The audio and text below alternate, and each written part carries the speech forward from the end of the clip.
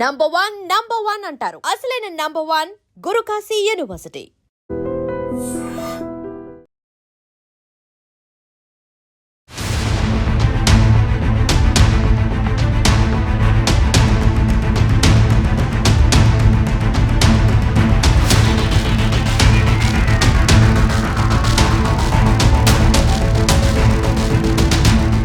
మత్స్యకారుల గేలానికి 500 కేజీల భారీ సొరచేప చిక్కింది. అనకాపల్లి జిల్లా పూడిమడక బీచ్లో ఈ వింత ఘటనను చూసేందుకు కూడా జనం ఎగబడుతున్నారు. తరచుగా మనం సముద్ర తీర ప్రాంతానికి కావచ్చు, హార్బర్స్కి వెళ్ళినప్పుడు రకరకాలు ఇప్పటి వరకు మనం చూడలేనటువంటి చేప జాతుల్ని కూడా చూడొచ్చు. అవి తింటే మన హెల్త్కి సంబంధించి కావచ్చు, మెడికల్గా ఏవి ఉపయోగిస్తారు, ఇలాంటి కొంత నాలెడ్జ్ కూడా తీసుకుంటూ ఉంటాం. అయితే పూడిమడక బీచ్ చాలా ప్యూరిటీగా ఉంటుంది. బీచ్ కూడా చాలా ఆ తీర ప్రాంతం చాలా చూడటానికి చాలా అందంగా ఉంటుంది. అలానే తిమ్మింగలాలు కొట్టుకొని రావటం కావచ్చు, ఇలాంటి భారీ షార్కులు కూడా కొట్టుకొని వస్తూ ఉంటాయి. అయితే పూడిమడక బీచ్ నుండి 50 నాటికల మైళ్ళ దూరంలో గేలం వేసినటువంటి మత్స్యకారులకు చాలా బరువైన చేప చిక్కింది. సో దీన్ని లాగటానికి కూడా 7 మత్స్యకారులు చాలా తీవ్రంగా శ్రమించాల్సి వచ్చింది. ఆఖరికి బ్రతికుండగానే తీరానికి కొట్టుకొచ్చినటువంటి సొరచేప తీరానికి వచ్చిన తర్వాత చనిపోయిందని చెప్తున్నారు. కానీ మత్స్యకారులు చాలా హ్యాపీ అవుతున్నారు. ఎందుకంటే ఇంత బరువైన చేప తమ గేలానికి చిక్కటం అనేది చాలా ఆనందంగా ఉందని చెప్తున్నారు. ఎందుకంటే ఒక చేప ఖరీదే చాలా ఎక్కువగా ఉంటుంది, దీనికి మంచి డిమాండ్ కూడా ఉంది అనేది మత్స్యకారులు చెప్తూ ఉన్నారు. ఇక్కడ మీరు విజువల్స్లో చూస్తున్నారు కదా, 15 అడుగుల పొడవు ఉన్నటువంటి అలాగే 500 కేజీల బరువు ఉన్నటువంటి ఈ సొర చేపను చూడటం చాలా వింతగా అనిపిస్తోంది అంటున్నారు స్థానికులు. ఎక్కువగా మనం చూడొచ్చు పూడిమడక బీచ్ అనేది చాలా అద్భుతంగా ఉంటుంది, చాలా ప్యూరిటీగా కూడా ఉంటుంది. సో మనం కంపారిజన్ చేస్తే ఋషికొండ, ఆర్కే బీచ్ వీటితో పోలిస్తే కనుక, అలాగే అప్పికొండ బీచ్, ఈ విశాఖ తీర ప్రాంతంలో ఉన్నటువంటి ఈ బీచ్లతో కంపారిజన్ చేస్తే కనుక అనకాపల్లి పూడిమడక బీచ్ చాలా ప్రత్యేకంగా ఉంటుంది. అలానే మొత్తం కూడా అక్కడ తీర ప్రాంతంలో ఉన్నటువంటి ఒడ్డున ఉన్నటువంటి బోట్లను చూసిన కూడా చాలా అద్భుతంగా అనిపిస్తూ ఉంటుంది ఆ విజువలైజేషన్.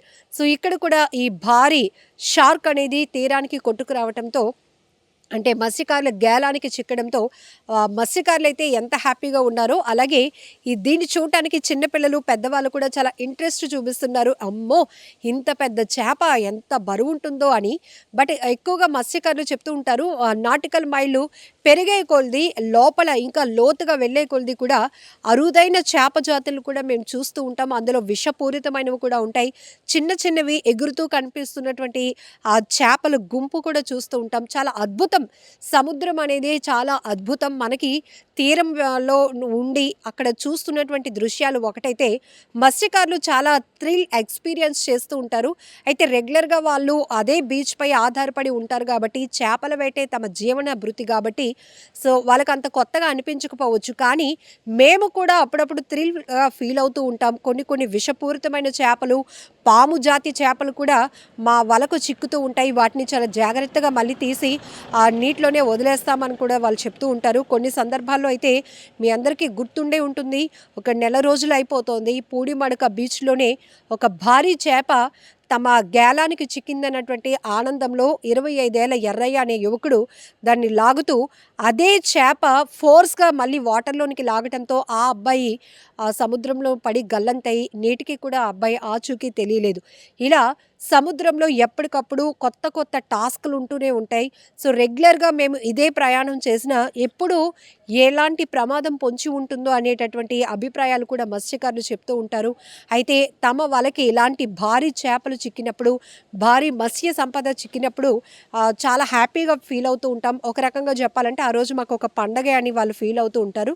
సో ఈ చేపల వేటకు వెళ్ళినటువంటి 7 మత్స్యకారులు కూడా ఈ 500 కేజీల సొరచేప చిక్కడంతో, ఆ గేలానికి అది చిక్కటంతో దాన్ని లాగడం కూడా చాలా టాస్క్గా ఫీల్ అయ్యారు. సో తీరానికి తీసుకొచ్చిన తర్వాత స్థానికంగా ఉన్న వాళ్ళు కూడా చాలా వింతగా, ఆశ్చర్యంగా చూస్తున్నారు. ఇప్పటికే ఆ చేప కూడా సేల్ అయిపోయిందంట. సో తక్కువ రేటుకి వీళ్ళ దగ్గర కొంతమంది తీసుకుని దాన్ని మళ్ళీ పీసులుగా కట్ చేస్తూ ఎక్కువ రేటుకి అమ్ముతూ ఉంటారు. ఇదంతా మీకు తెలిసిన విషయమే. బట్ ఏదైనా పూడిమడక బీచ్లో 500 కేజీల షార్క్ కొట్టుకొని వచ్చింది. దీన్ని చూడటానికి స్థానికులు ఆసక్తి చూపిస్తున్నారు.